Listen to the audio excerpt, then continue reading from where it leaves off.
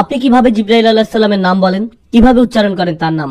জিব্রিল, জিব্রাইল, জিব্রাইল, জিব্রাইল, জিব্রিল, এই 5 ভাবে তার নাম উচ্চারণ করা হয়। আর এটা বিভিন্ন কিরাতের মাধ্যমে বর্ণনা করা হয়েছে। ইল মানে আল্লাহ সুবহানাহু ওয়া তাআলা, এ নিয়ে কোনো মতপার্থক্য নেই। জিব্রা মানে বান্দা বা দাস, তাহলে জিব্রাইল অর্থ আল্লাহর দাস, সুতরাং এটা হলো তার নাম এবং নামের অর্থ। রাসূল সাল্লাল্লাহু আলাইহি সাল্লাম এবং আল্লাহ সুবহানাহু ওয়া তাআলা কিভাবে তাকে সম্বোধন করতেন, এটা আসলে একটা মজার বিষয়।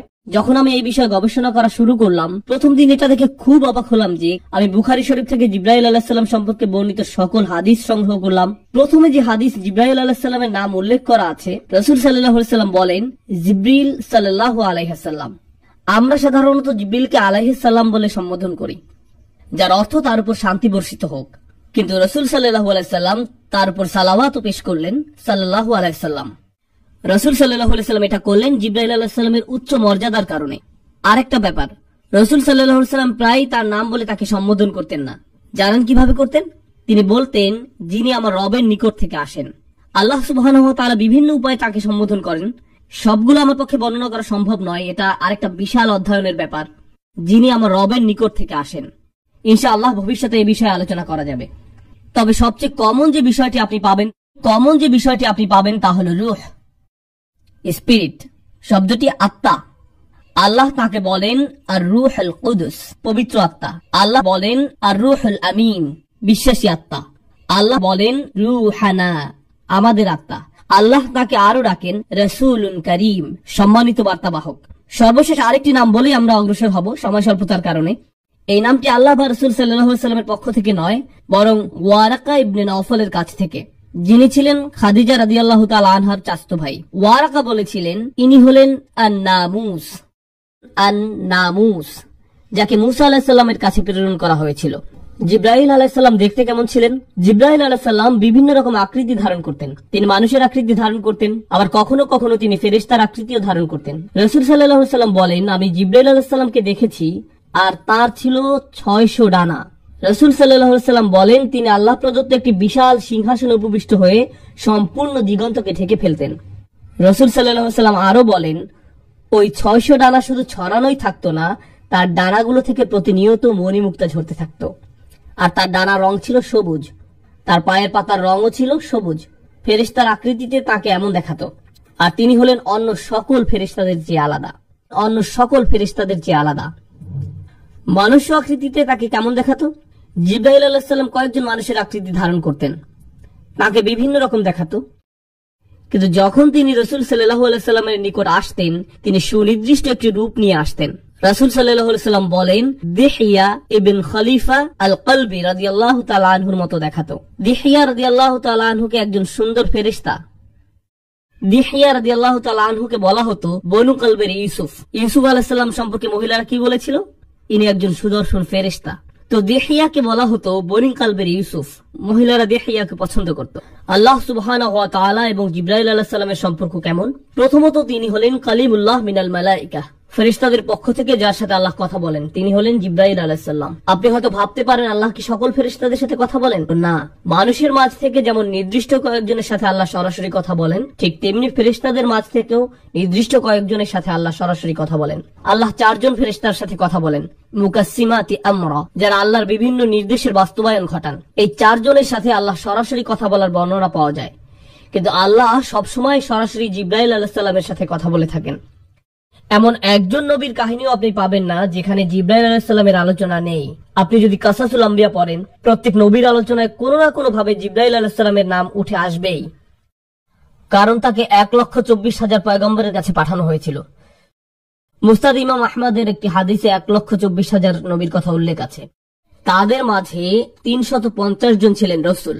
তাদের প্রত্যেকের কাছে জিব্রাইল আলাইহিস সালামকে পাঠানো হয়েছিল তাদেরকে শিক্ষা দেওয়ার জন্য, গড়ে তোলার জন্য, সমর্থন দেওয়ার জন্য, প্রতিরক্ষার জন্য। তিনি প্রথম থেকেই তাদের সাথে ছিলেন। তার আরেকটি উপাধি ছিল নাসরুল আম্বিয়া, তিনি ছিলেন নবীদের সাহায্যকারী। জিব্রাইল আলাইহিস সালামই ইব্রাহিম আলাইহিস সালামকে শয়তানের প্রতি পাথর ছুঁড়তে বলেছিলেন, আর আমরা সেই ঘটনার স্মরণে শয়তানের প্রতি পাথর ছুঁড়ি। সুবহানাল্লাহ, দেখুন সেই ঘটনার কত চমৎকার ঐতিহ্য আমাদের। জিব্রাইল আলাইহিস সালামই ইব্রাহিম আলাইহিস সালামকে হজের নিয়ম কানুন শিখিয়েছিলেন। কখনো কখনো জিব্রাইল আলাইহিস সালামের ভূমিকাকে স্পষ্ট রূপে উল্লেখ করা হয় না। ইউসুফ আলাইহিস সালামের গল্পে কখনো কি জিব্রাইল আলাইহিস সালামের উল্লেখ পেয়েছেন? আপনি ইউসুফ আলাইহিস সালামের উপর বিশাল আলোচনা শুনতে পারেন, সেখানে হয়তো জিব্রাইল আলাইহিস সালামের কথা কখনো বলা হয় না, কিন্তু তিনি সেখানে ছিলেন। আয়াতে বলা হয় ওয়ালাম্মা বালাগা আশুদ্দাহু আতাইনাহু হিকমান ওয়া ইলমা। তিনি যখন প্রাপ্তবয়স্ক হলেন তখন আমরা তাকে প্রজ্ঞা এবং জ্ঞান দিয়েছি। এতে ইঙ্গিত পাওয়া যায় যে তার নবুয়ত অনেক কম বয়সে শুরু হয়। আল্লাহ এবং জিব্রাইল আলাইহিস সালামের সাথে তার সম্পর্ক অনেক কম বয়স থেকেই শুরু হয়। জিব্রাইল আলাইহিস সালামের সাথে হযরত ইউসুফের কখন প্রথম দেখা হয়? যখন তার ভাইরা তাকে সেই কূপে নিক্ষেপ করেছিল আর তিনি কূপের তলায় পড়তে যাচ্ছিলেন, তখন তিনি এমন এক লোকের হাতের উপর ল্যান্ড করলেন যাকে তিনি আগে কখনো দেখেননি। তিনি ছিলেন জিব্রাইল আলাইহিস সালাম। জিব্রিল তাকে ধরে ফেলেন যেন ইউসুফ আলাইহিস সালাম পড়ে গিয়ে ব্যথা না পান। সুবহানাল্লাহ। চিন্তা করে দেখুন, ইবনে কাইয়্যিম রাহিমাহুল্লাহ এ ব্যাপারে মন্তব্য করতে গিয়ে বলেন, এই ঘটনার নিদর্শন রয়েছে যে কোন সৃষ্টি আল্লাহর রজ্জুকে ধারণ করলে আল্লাহ অবশ্যই তাকেও ধারণ করেন, তিনি আপনাকে পড়ে যেতে দিবেন না। মাঝে মাঝে এই উল্লেখটা খুব সূক্ষ্ম, আপনি হয়তো কোনো লক্ষণীয় উল্লেখের কথা শুনেন না। এখানে জিব্রাইল আলাইহিস সালামের ভূমিকাটা খুবই তাৎপর্যপূর্ণ। ইউসুফ আলাইহিস সালাম যেন পড়ে গিয়ে ব্যথা না পান সেজন্য আল্লাহ তাকে পাঠালেন ধরে ফেলার জন্য। কখনো কখনো বর্ণিত গল্পের নবীর সাথে নয়, বরং নবীর শত্রুদের সাথে জিব্রাইল আলাইহিস সালামের উল্লেখ পাওয়া যায়। তো মুসা আলাইহিস সালামের ঘটনায় তিনি মুসা আলাইহিস সালামের সাথে বহুবার ছিলেন, কিন্তু মুসা আলাইহিস সালামের ঘটনায় আমরা জিবরিল আলাইহিস সালামের উল্লেখের যে সহিহ বর্ণনা পাই তা আসলে তার শত্রু ফেরাউনের সাথে। তিরমিজি শরীফের একটি হাদিসে বর্ণিত আছে, জিবরাইল আলাইহিস সালাম নবী করিম সাল্লাল্লাহু আলাইহি ওয়াসাল্লামের নিকট আসলেন এবং তাকে বললেন, ফেরাউনের মৃত্যুর দিন যদি আপনি আমাকে দেখতেন, সে যখন সমুদ্রের তলায় ডুবে মারা যাচ্ছিল, আমি গিয়ে তাকে পেলাম এবং তার মুখে কাদা নিক্ষেপ করতে লাগলাম। আমি ভয় পাচ্ছিলাম যে সে হয়তো লা ইলাহা ইল্লাল্লাহ বলে ফেলবে আর ফলে আল্লাহ তাকে ক্ষমা করে দিবেন, কারণ আমি ভয় পাচ্ছিলাম যে সে হয়তো অনুশোচনা করে লা ইলাহা ইল্লাল্লাহ বলে ফেলবে।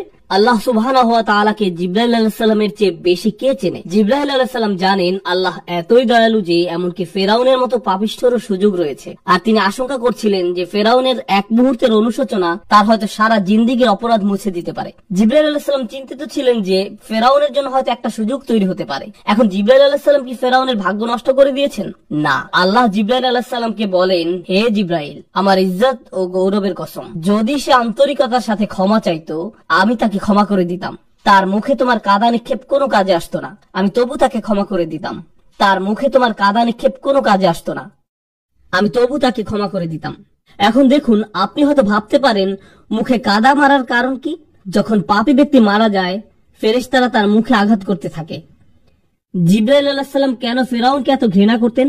তিনি বলেন, আমি সেদিন থেকে তাকে ঘৃণা করতাম যেদিন সে বলেছিল আমি তোমাদের শ্রেষ্ঠ প্রভু। হাদিসে আমরা জিবরাইল আলাইহিস সালামের একটা বিষয় দেখতে পাই, মাঝে মাঝে যখন জিবরাইল আলাইহিস সালাম রাসূল সাল্লাল্লাহু আলাইহি সাল্লামের কাছে আসতেন, তিনি বলতেন না আল্লাহ এটা বলেছেন, বরং তিনি বলতেন আল আলা, সর্বোত্তম প্রভু, সর্বোত্তম প্রভু।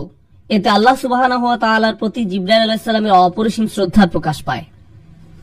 পরিশেষে ইমরানের পরিবারের সাথে কোন কোন সময় জিবরাইল আলাইহিস সালামকে নবীর সাথে উল্লেখ না করে নবীর পরিবারের সাথে উল্লেখ করা হয়। তো আমরা মরিয়ম আলাইহিস সালামের ঘটনা জানি। মরিয়ম আলাইহিস সালাম মসজিদের বাইরে পূর্ব দিকের কোন এক স্থানে যেতেন, মাকানান শারকিয়া। তিনি মাসে একবার মসজিদের বাইরে পূর্ব দিকের কোন এক জায়গায় যেতেন। অনেক আলেমের মতে সেটা ছিল সূর্যোদয় দেখার উদ্দেশ্যে। তিনি সেখানে গিয়ে সূর্যোদয় দেখতেন আর আল্লাহর জিকির করতেন। তিনি সেখানে মাটিতে দুটো লাঠি গেড়ে পর্দা টাঙিয়ে দিতেন, যেন এই খোলা জায়গায় মানুষ বুঝতে পারে এটা তার বসার জায়গা, কেউ যেন এটা নিকটে না আসে। তিনি অল্প বয়স্ক মেয়ে ছিলেন, 14 থেকে 18 বছর বয়সের। মোট কথা তিনি একজন টিনেজার ছিলেন, আর তিনি একা আল্লাহর উপাসনা করছেন, আল্লাহকে একা একা স্মরণ করছেন। আল্লাহ তাআলা বলেন, ফাআরসালনা ইলাইহা রূহানা, আমরা তার কাছে আমাদের রূহকে পাঠালাম। ফাতামাসসালা লাহা বাশারান সাওয়িয়া, জিবরাইল আলাইহিস সালাম তার নিকট একজন সুদর্শন পুরুষ আকৃতিতে আবির্ভূত হলেন। জিবরাইল আলাইহিস সালাম মুখ খুলে কিছু বলার আগেই মরিয়ম আলাইহিস সালাম তাকে দেখে বললেন, আউযু বিরহমানি মিনকা ইন কুনতা তাকিয়া, আমি পরম করুণাময়ের কাছে তোমার থেকে আশ্রয় চাচ্ছি যদি তোমার অন্তরে আল্লাহর কোনো ভয় থাকে, মানে যদি তোমার ন্যূনতম কোনো শালীনতা থেকে থাকে, ভাগো এখান থেকে, কোনো কথা বলতে যেও না, মনে করো যে এটা কখনো ঘটেনি, যাও আল্লাহ নিকট ক্ষমা প্রার্থনা করো। তাই প্রিয় বোনেরা, যদি কোনো ভাই আপনার নিকট এগিয়ে আসে তাদের সাথে এভাবে আচরণ করার চেষ্টা করুন। দেখুন আরবিতে কথাটা বলেন, দেখুন কি ঘটে। যদি তিনি আরবি নাও বুঝেন, তিনি ভাববেন না এই আপদ থেকে দূরে থাকাই উত্তম। আমরা এই গল্পে যদি আবার ফেরত যাই তাহলে দেখবো যে মরিয়ম আলাইহিস সালাম জিবরাইল আলাইহিস সালামের সাথে পরে কথা বলেছিলেন। কিন্তু কেন? কারণ মরিয়ম আলাইহিস সালামের এভাবে কঠিন স্বরে কথা বলতে দেখে জিবরাইল আলাইহিস সালাম সাথে সাথে মানুষ্য আকৃতি থেকে ফেরেশতার আকৃতি ধারণ করেন। তিনি তার মানুষ্য আকৃতি ত্যাগ করেন এবং ফেরেশতার আকৃতিতে ফিরে যান। আর সেটা 600 ডানার পূর্ণ আকৃতি ছিল না। এরপর তিনি কথা চালিয়ে যান, ইন্নামা আনা রাসূলু রাব্বিকি লিআহাবা লাকি গুলামান যাকিয়া। আমি আল্লাহর একজন দূত, আপনার নিকট একজন পবিত্র সন্তানের সুসংবাদ নিয়ে এসেছি। আল্লাহ এই সিদ্ধান্ত নিয়েছেন এবং কাযালিক, এটা ইতিমধ্যে করা হয়েছে। ওয়ালিনাজআলাহু আয়াতাল লিন্নাস ওয়া রাহমাতাম মিন্না, আমি তাকে মানুষের জন্য একটি নিদর্শন ও আমার পক্ষ থেকে অনুগ্রহ শুরু করতে চাই।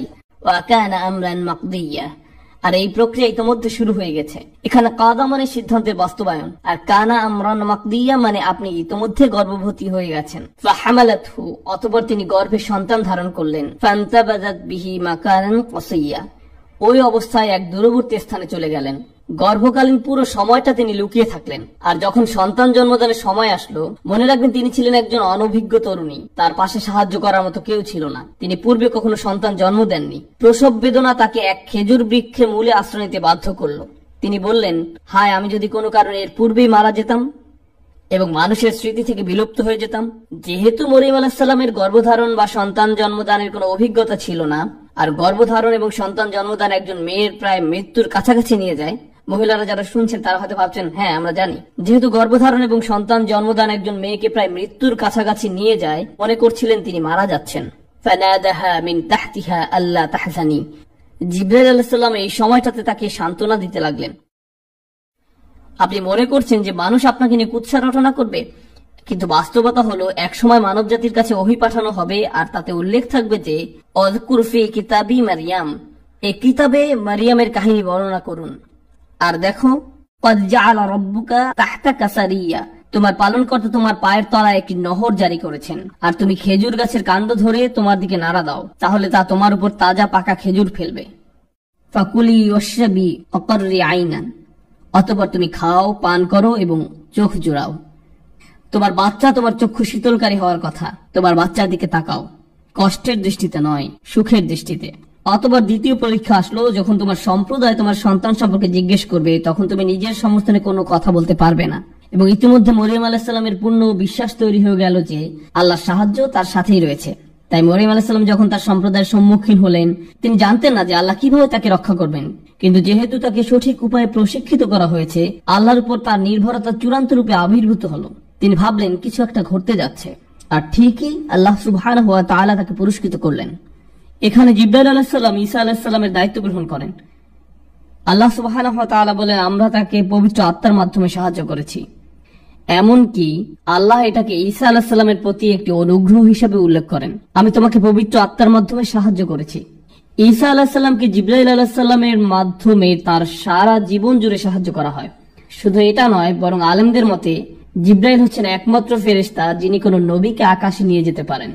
তো যখন ঈসা আলাইহিস সালামকে ক্রুশবিদ্ধ করে হত্যা করার ষড়যন্ত্র করা হয়, তখন তাকে জীবিত অবস্থায় আকাশে উঠিয়ে নেওয়ার জন্য একজন ফেরেশতা পাঠানো হয়। কিয়ামতের পূর্বে আল্লাহর হুকুমে তাকে আবার পৃথিবীতে পাঠানো হবে, আর সে ফেরেশতা ছিলেন জিবরিল আলাইহিস সালাম। আমি এর তাৎপর্য বোঝার চেষ্টা করেছিলাম যে কেন আল্লাহ এই কথাটি ওয়া মা তানাজ্জালু ইল্লা বিআমরি রাব্বিকা সূরা মরিয়মে বলেছেন। বেশ কিছুদিনের জন্য জিবরাইল আলাইহিস সালাম দেখা না দিলে রাসূল সাল্লাল্লাহু আলাইহি ওয়াসাল্লাম মনে মনে দুঃখ পেতেন। আর তাই জিবরাইল আলাইহিস সালাম রাসূল সাল্লাল্লাহু আলাইহি ওয়াসাল্লামকে বললেন, দেখুন, আল্লাহর নির্দেশ পেলেই কেবল আমরা আপনার কাছে আসি, আমরা নিজেদের ইচ্ছা মতো আসতে পারি না, আমরা এই সিদ্ধান্ত নিতে পারি না। আর এই কথাটি খুবই ব্যক্তিগত শোনায়, ওয়া মা নাতানাজ্জালু ইল্লা বিআমরি রাব্বিক। কেন সূরা মরিয়মে?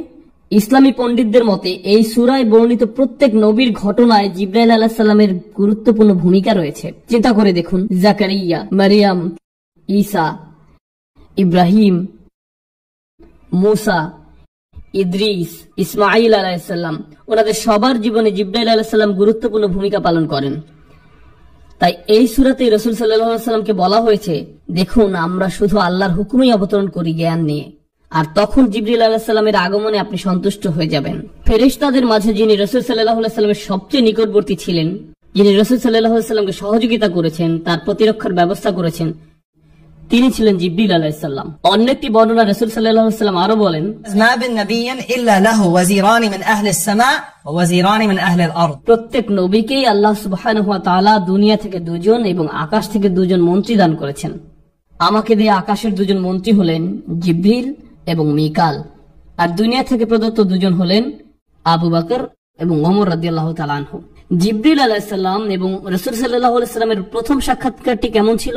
আনাস ইবনে মালিক রাদিয়াল্লাহু তাআলা আনহু বর্ণনা করেন, রাসূলুল্লাহ সাল্লাল্লাহু আলাইহি সাল্লামের ছেলেবেলায় তিনি অন্য বাচ্চাদের সাথে খেলছিলেন, দৌড়াদৌড়ি করছিলেন ঠিক সকল বাচ্চার মতো। হঠাৎ করে এক ব্যক্তির আবির্ভাব হয়, তিনি রাসূল সাল্লাল্লাহু আলাইহি সাল্লামকে ধরে মাটিতে শুইয়ে দিলেন। এটা দেখে অন্য বাচ্চারা দৌড়ে তাদের পিতামাতার কাছে চলে গেল এবং বলতে লাগলো মুহাম্মদকে হত্যা করা হয়েছে। অন্য বাচ্চারা যখন দৌড়ে পালাতে লাগলো, তখন রাসূল সাল্লাল্লাহু আলাইহি সাল্লাম দেখছিলেন যে এই লোকটি তাকে কি করতে যাচ্ছে। আল্লাহ রাসূল সাল্লাল্লাহু আলাইহি সাল্লাম বলেন, তিনি আমার বুক কেটে ফেললেন, তিনি আমার বুক খুলে ফেললেন। তিনি বললেন, এটা হলো তোমার অন্তরের শয়তানের অংশ। তিনি রাসূল সাল্লাল্লাহু আলাইহি সাল্লামের হার্ট বের করলেন এবং তা থেকে কিছু একটা বের করে নিলেন আর বললেন, এটা হলো তোমার অন্তরের শয়তানের অংশ। তারপর তিনি এটাকে ফেলে দিলেন। এরপর তিনি সোনালী রঙের একটি পাত্রে রাখা জমজমের পানিতে আমার হাড় ধুয়ে ফেললেন। আর এই বাচ্চা অবস্থায় রাসূল সাল্লাল্লাহু আলাইহি সাল্লাম সবকিছু অবলোকন করেছেন। এরপর রাসূল সাল্লাল্লাহু আলাইহি সাল্লামের হাড়কে আবার যথাস্থানে রেখে দেওয়া হলো। অন্য বাচ্চারা ফিরে এসে দেখলো যে রাসূল সাল্লাল্লাহু আলাইহি সাল্লামের বুক সেলাই করে দেওয়া হয়েছে আর তার মুখমণ্ডল নীল বর্ণ ধারণ করলো। রাসূল সাল্লাল্লাহু আলাইহি সাল্লামের হাড় বের করে পবিত্র করা হলো। সে সময় তিনি এই ঘটনার কোনো ব্যাখ্যা খুঁজে পেলেন না। তিনি এই ঘটনায় চরম কষ্ট পেলেন। তিনি বুঝতে পারলেন না যে কেন এটা হলো। তিনি বুঝতে পারলেন না এটা কি হলো। ঠিক 34 বছর পর তিনি যখন 40 বছর বয়সে পদার্পণ করলেন, আয়েশা রাদিয়াল্লাহু তাআলা আনহা বলেন, তিনি ভালো স্বপ্ন দেখতে লাগলেন। এটা তিনি একাধারে 6 মাস যাবত দেখতে লাগলেন। তিনি রাতে যা স্বপ্নে দেখতেন তাই দিনের বেলায় সত্যে পরিণত হতো। তিনি উপলব্ধি করলেন যে কিছু একটা ঘটতে যাচ্ছে। এ থেকে আমরা কিছুটা বুঝতে পারি যে কেন হঠাৎ করে রাসূল সাল্লাল্লাহু আলাইহি সাল্লাম গুহায় গিয়ে ধ্যানমগ্ন হতে লাগলেন এবং প্রার্থনা করতে লাগলেন। তিনি এবং খাদিজা রাদিয়াল্লাহু তাআলা আনহা বুঝতে পারলেন যে অতি প্রাকৃতিক কিছু ঘটতে যাচ্ছে। ঐশ্বরিক কেউ একজন তাদের সাথে যোগাযোগ করছে, কোন এক ধরনের বিশেষ সৃষ্টি তাদের সাথে যোগাযোগ করছে। এই অবস্থায় 6 মাস যাবত চলল। আয়েশা রাদিয়াল্লাহু তাআলা আনহা বলেন, তারপর আল্লাহ সুবহানাহু ওয়া তাআলা নির্জনতাকে রাসূল সাল্লাল্লাহু আলাইহি সাল্লামের নিকট প্রিয় করে দিলেন। হঠাৎ করে তিনি একা থাকতে পছন্দ করা শুরু করলেন। রাসূলুল্লাহ সাল্লাল্লাহু আলাইহি সাল্লাম হেরা গুহায় আরোহণ করতেন। হেরা গুহায় আরোহণ করতে প্রায় 2 ঘন্টা সময় লাগে। আপনার যদি কখনো হেরা গুহায় ওঠেন তাহলে সম্পূর্ণ মক্কাকে দৃষ্টি সীমানায় দেখতে পাবেন। সুবহানাল্লাহ, আপনি সবকিছু দেখতে পাবেন। রাসূল সাল্লাল্লাহু আলাইহি সাল্লাম দিনের পর দিন, কখনো পুরো সপ্তাহ জুড়ে, অবশেষে পুরো রমজান মাস সেখানে অবস্থান করেন। তিনি সেখানে দ্বীনে হানিফ তথা ইব্রাহিম আলাইহিস সালামের শেখানো পন্থায় আল্লাহর ইবাদত করতেন। অর্থাৎ তিনি সেখানে গিয়ে যেভাবে পারতেন আল্লাহর ইবাদত করতেন। সুশৃঙ্খল কোনো নামাজের নিয়ম তখন জানা ছিল না। তিনি ইব্রাহিম আলাইহিস সালামের রেখে যাওয়া নিয়মে আল্লাহকে ডাকতেন।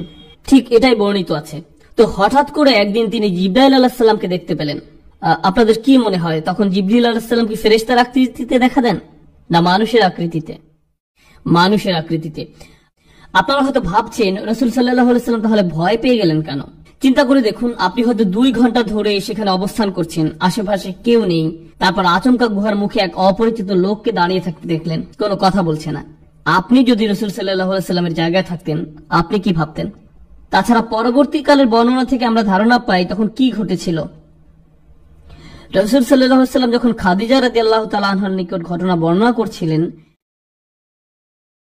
তিনি বলেন, যাকে আমি স্বপ্নে দেখি সে আমার নিকট এসেছিল।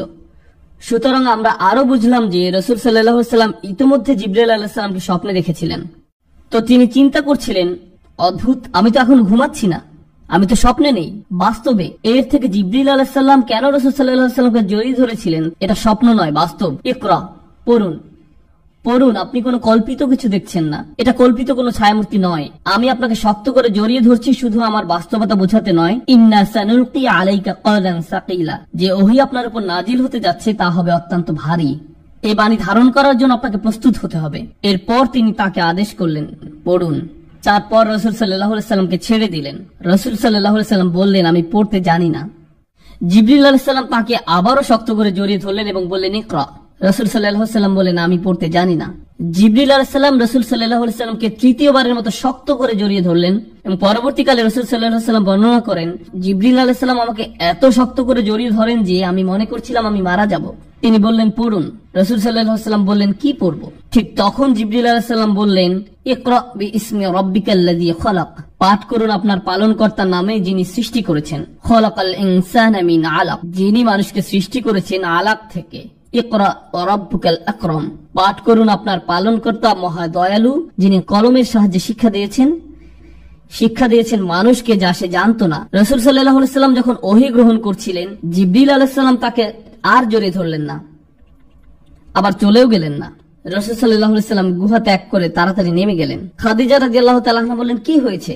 এখন দেখুন, রাসূল সাল্লাল্লাহু আলাইহি সাল্লাম যখন তাকে বললেন কি ঘটেছে, খাদিজা রাদিয়াল্লাহু তাআলা আনহা সহজেই তাকে বলতে পারতেন, আপনি ওই গুহায় যাওয়া বন্ধ করে দিন, আপনার মনে হয় বাসায় থাকা উচিত, আপনার ওই ঘরের কোনায় ধ্যান করতে পারেন, কেউ আপনাকে ডিস্টার্ব করবে না, ইনশাআল্লাহ এরকম কিছু আর ঘটবে না। তিনি এসবের কিছুই বললেন না। দেখুন কেমন চমৎকার ছিলেন তিনি, সুবহানাল্লাহ। রাসূল সাল্লাল্লাহু আলাইহি সাল্লাম নিজে নিজের উপর বিশ্বাস করার আগে খাদিজা তার উপর বিশ্বাস করেন।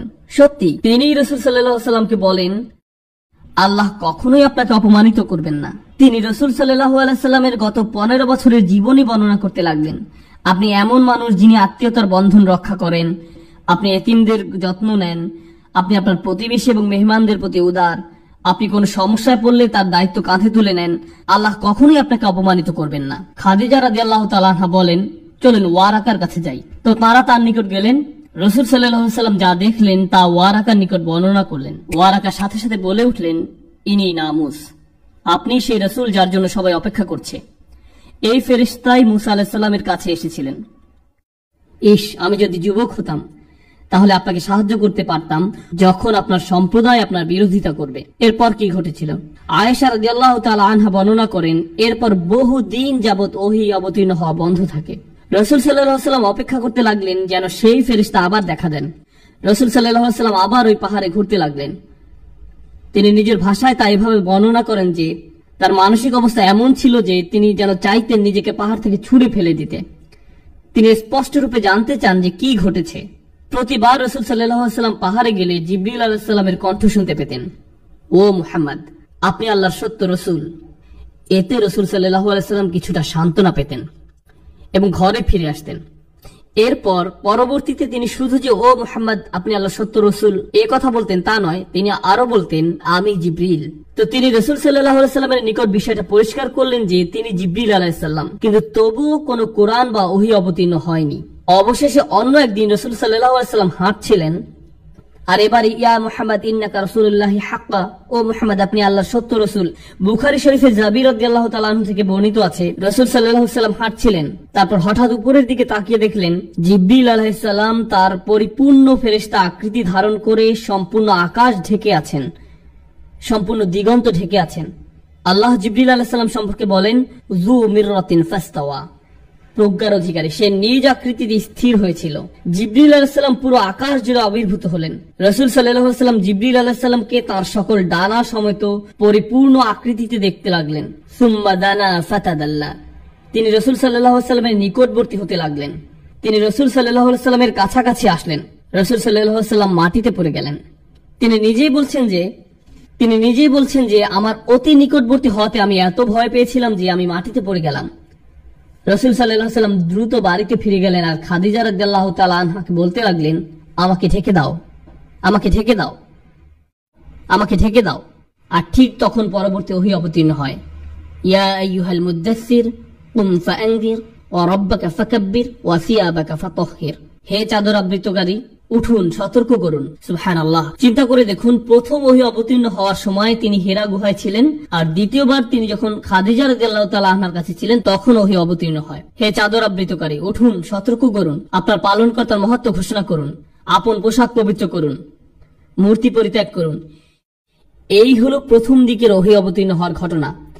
আয়েশা রাদিয়াল্লাহু তাআলা আনহা বলেন, এরপর থেকে একটির পর একটি ওহী অবতীর্ণ হতে লাগলো। অর্থাৎ দীর্ঘ বিরতির পর আসে সূরা মুদ্দাসসির, সূরা মুজাম্মিল, সূরা দুহা এবং আরো অনেক সূরা ক্রমাগত রাসূল সাল্লাল্লাহু আলাইহি সাল্লামের নিকট অবতীর্ণ হতে থাকে। এভাবেই শুরু। রাসূল সাল্লাল্লাহু আলাইহি সাল্লাম বুঝতে পারলেন কি ঘটছে। তিনি বুঝতে পারলেন যে তিনি আল্লাহর রাসূল। রাসূল সাল্লাল্লাহু আলাইহি সাল্লাম এখন আর জিবরিল আলাইহিস সালামের উপস্থিতি থেকে ভয় পান না। বিষয়টা তার কাছে পরিষ্কার হয়ে গেল। জিবরিল আলাইহিস সালাম এবং রাসূল সাল্লাল্লাহু আলাইহি সাল্লামের মাঝে ব্যক্তিগত কথোপকথন। জিবরিল আলাইহিস সালাম রাসূল সাল্লাল্লাহু আলাইহি সাল্লামের ঘরে বহুবার এসেছিলেন। কোন কোন সাহাবী তাকে দেখতে পেতেন, আবার কেউ কেউ দেখতে পেতেন না। একদিন আব্বাস রাদিয়াল্লাহু তাআলা আনহু তার সন্তান আব্দুল্লাহ রাদিয়াল্লাহু তাআলা আনহুকে নিয়ে রাসূল সাল্লাল্লাহু আলাইহি সাল্লামের সাথে সাক্ষাৎ করতে আসলেন। আব্বাস রাদিয়াল্লাহু তাআলা আনহু রাসূল সাল্লাল্লাহু আলাইহি সাল্লামকে সম্বোধন করে কথা বলছিলেন, কিন্তু তিনি সাড়া দিচ্ছিলেন না। রাসূল সাল্লাল্লাহু আলাইহি সাল্লাম কোনো কথা না বলাতে আব্বাস রাদিয়াল্লাহু তাআলা আনহু চলে যান। চলার পথে আব্বাস রাদিয়াল্লাহু তাআলা আনহু আব্দুল্লাহ রাদিয়াল্লাহু তাআলা আনহুকে বলেন, তোমার চাচতো ভাই কেন আমার সাথে কথা বললো না? আব্দুল্লাহ রাদিয়াল্লাহু তাআলা আনহু বললেন, আপনি কি দেখেননি যে রাসূল সাল্লাল্লাহু আলাইহি ওয়াসাল্লাম তার সামনে বসা এক লোকের সাথে কথা বলছিলেন? আব্বাস রাদিয়াল্লাহু তাআলা আনহু বললেন, কোন মানুষের সাথে? আব্বাস রাদিয়াল্লাহু তাআলা আনহু আবার রাসূল সাল্লাল্লাহু আলাইহি ওয়াসাল্লামের কাছে ফিরে আসলেন এবং জিজ্ঞেস করলেন, তখন কেউ কি আপনার সাথে কথা বলছিল? রাসূল সাল্লাল্লাহু আলাইহি ওয়াসাল্লাম বললেন, আপনি কেন এটা জিজ্ঞেস করছেন? আব্বাস রাদিয়াল্লাহু তাআলা আনহু বললেন, কারণ আব্দুল্লাহ তাকে দেখতে পেয়েছিল। রাসূল সাল্লাল্লাহু আলাইহি ওয়াসাল্লাম বললেন, রাআ, সে দেখেছে? আব্বাস রাদিয়াল্লাহু তাআলা আনহু বললেন, জি দেখেছে। তারপর রাসূল সাল্লাল্লাহু আলাইহি ওয়াসাল্লাম আব্দুল্লাহ রাদিয়াল্লাহু তাআলা আনহুর জন্য দোয়া করলেন যেন আল্লাহ তার জ্ঞান বাড়িয়ে দেন। তো রাসূল সাল্লাল্লাহু আলাইহি ওয়াসাল্লামের সাথে জিবরিলের ব্যক্তিগত কথোপকথনটা কেমন ছিল?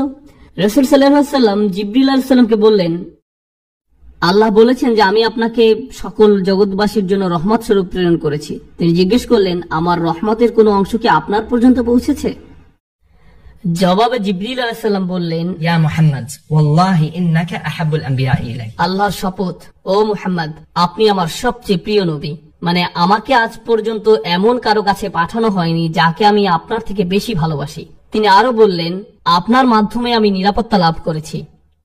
আমি আমার ভাগ্য নিয়ে চিন্তায় থাকতাম যতক্ষণ না আপনার নিকট এই আয়াত অবতীর্ণ হলো, কুওয়াতিন ইনদাদিল আরশি মাকিন, যে শক্তিশালী আরশের মালিকের নিকট মর্যাদা সম্পন্ন প্রতিষ্ঠিত।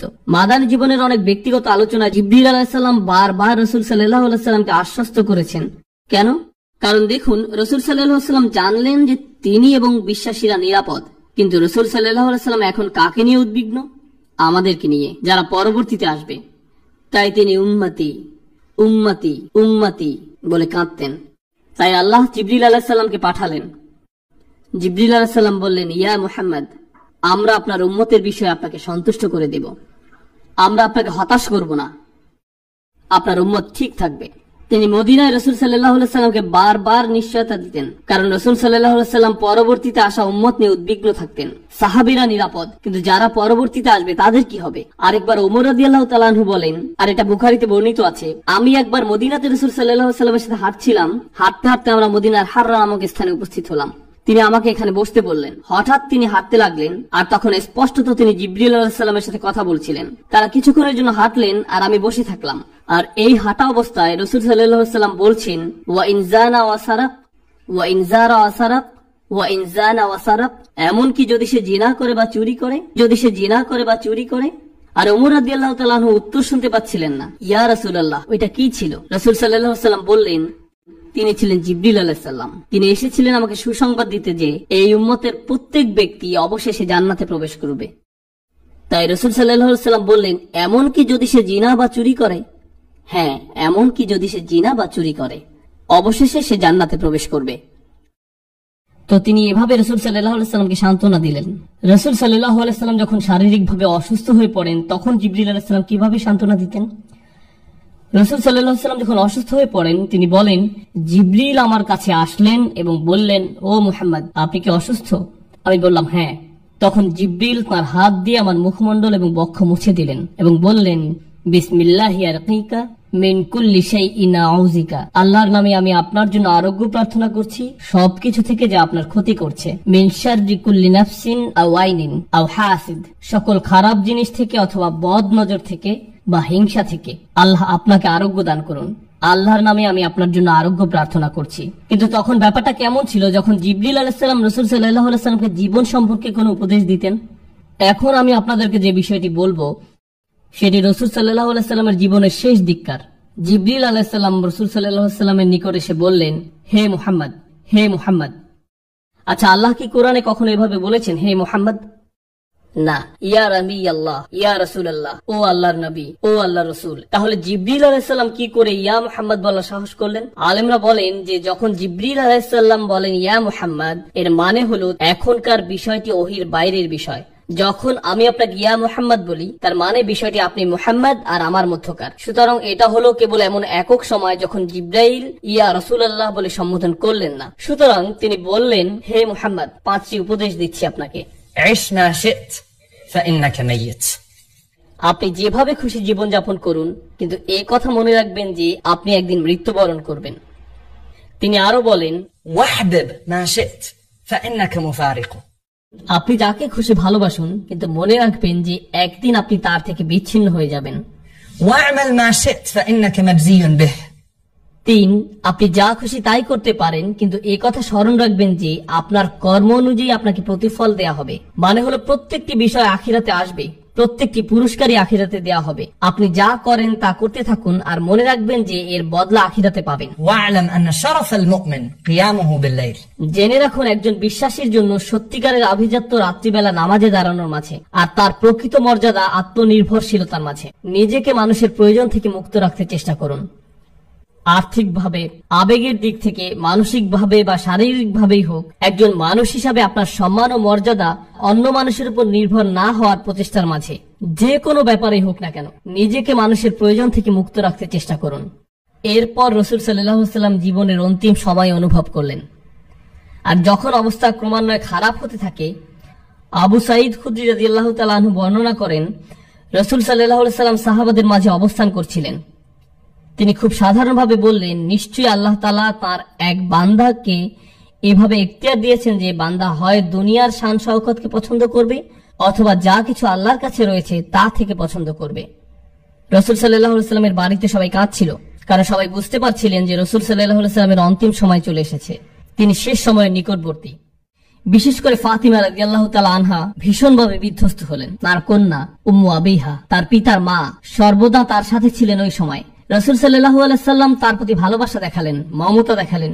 এমনকি যখন তিনি কোনোভাবে কথাও বলতে পারছিলেন না, তখনও তিনি হাতের ইশারায় ফাতিমাকে ডাকলেন। ফাতিমা রাদিয়াল্লাহু তাআলা আনহা কাছে আসলেন। রাসূল সাল্লাল্লাহু আলাইহি সাল্লাম তাকে আরো নিকটে আসতে বললেন, তার কানে কিছু বললেন। ফাতিমা রাদিয়াল্লাহু তাআলা আনহা আরো বেশি করে কাঁদতে লাগলেন। রাসূল সাল্লাল্লাহু আলাইহি সাল্লাম তাকে পুনরায় কাছে আসতে বললেন এবং চুপিসারে আরো কিছু কথা বললেন। এবার কথা শুনে ফাতিমা রাদিয়াল্লাহু তাআলা আনহা হাসিতে ফেটে পড়লেন। আয়েশা রাদিয়াল্লাহু তাআলা আনহা এগুলো দেখে হতবুদ্ধি হয়ে গেলেন যে একবার ফাতিমা কাঁদছেন, আবার হঠাৎ করে হাসছেন। সুতরাং তিনি ফাতিমা রাদিয়াল্লাহু তাআলা আনহাকে চাপাচাপি করছিলেন যে বলো না, কি বলেছেন তিনি। শেষে ফাতিমা রাদিয়াল্লাহু তাআলা আনহা বলতে বাধ্য হলেন যে তিনি বলেছেন, জিব্রাইল সাধারণত প্রতি রমজানে আমাকে নিয়ে পুরো কোরআন একবার ঝালিয়ে নেন, আর এই বছর রমজানে তিনি 2 বার পুনঃপাঠ করেছেন। তার মানে হলো জিবরিল আলাইহিস সালাম ওহীকে শক্তিশালী করে দিলেন, আর আমার মনে হয় না আমি আর রোগ থেকে আরোগ্য লাভ করব। আয়েশা রাদিয়াল্লাহু তাআলা আনহা রাসূল সাল্লাল্লাহু আলাইহি ওয়াসাল্লামকে যেখানে নিয়ে যাওয়া প্রয়োজন সেখানে নিয়ে যাচ্ছেন। তিনি রাসূল সাল্লাল্লাহু আলাইহি ওয়াসাল্লামকে দৃঢ় হতে সাহায্য করেন, আর এমত অবস্থায় রাসূল সাল্লাল্লাহু আলাইহি ওয়াসাল্লাম তার শরীরে হেলান দিয়ে আছেন। তার দৃষ্টি পড়ল আব্দুর রহমান ইবনে আবু বকর রাদিয়াল্লাহু তাআলা আনহুর উপরে, যিনি আয়েশা রাদিয়াল্লাহু তাআলা আনহার ভাই। তিনি দেখলেন তার পকেটে একটি মিসওয়াক রয়েছে, এবং আয়েশা রাদিয়াল্লাহু তাআলা আনহা বললেন যে আমি বুঝতে পারছিলাম যে রাসূল সাল্লাল্লাহু আলাইহি ওয়াসাল্লাম এটি পেতে যাচ্ছেন। আয়েশা রাদিয়াল্লাহু তাআলা আনহা রাসূল সাল্লাল্লাহু আলাইহি ওয়াসাল্লামকে বললেন, আপনি কি মিসওয়াক চান? রাসূল সাল্লাল্লাহু আলাইহি ওয়াসাল্লাম মাথা নাড়িয়ে সম্মতি দিলেন। আব্দুর রহমান তার অব্যবহৃত মিসওয়াকটি আয়েশা রাদিয়াল্লাহু তাআলা আনহাকে দিলেন। তিনি এটাকে চিবিয়ে নরম করলেন এবং রাসূল সাল্লাল্লাহু আলাইহি ওয়াসাল্লামের মুখে পুরে দিলেন। অর্থ হলো রাসূল সাল্লাল্লাহু আলাইহি ওয়াসাল্লাম প্রত্যেক ওয়াক্ত সালাতের পূর্বে মিসওয়াক করতেন, কারণ তিনি চাইতেন যে আল্লাহর সাথে সাক্ষাৎকালে যেন তার শ্বাস প্রশ্বাস বিশুদ্ধ থাকে, প্রতিদিনই 5 বার। তিনি বললেন তিনি এটিকে ফরজ করতে পারতেন যদি উম্মতের জন্য কষ্টকর না হতো। তিনি আল্লাহর সাথে সাক্ষাতের পূর্বে প্রতিবারই মিসওয়াক করতেন। আয়েশা রাদিয়াল্লাহু তাআলা আনহা বলেন, যখন তিনি মিসওয়াক করা সমাপ্ত করলেন, دخل علينا جبريل. তখনই জিবরিল আলাইহিস সালাম আমাদের মাঝে প্রবেশ করলেন।